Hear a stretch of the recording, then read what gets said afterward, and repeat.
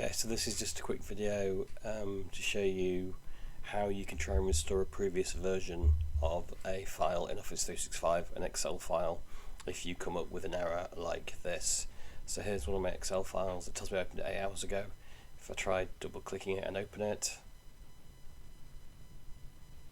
it has a good old think for a little while, but then unfortunately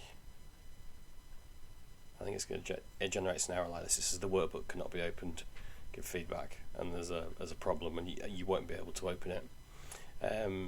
If you are lucky and you have you're using a laptop or a desktop, you can right click on this and open a desktop app, and I believe it will open up in Office installed locally on your computer. I'll link to another video to show you how to install that if you haven't got it installed already. But if you try opening it in the browser, it won't work.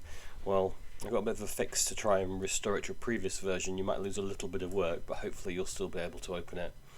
So if you look at the file over here, if you click on the three dots and go down here to open file location, and what that'll do is it'll open a new tab called OneDrive, and this is a bit like Google Drive to show you where all of your files are.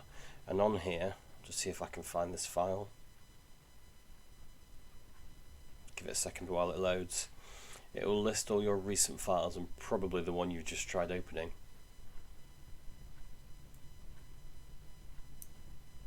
So for me, it's selected the file here. In fact, it's this one here. To get to a previous version, if you click on these three dots,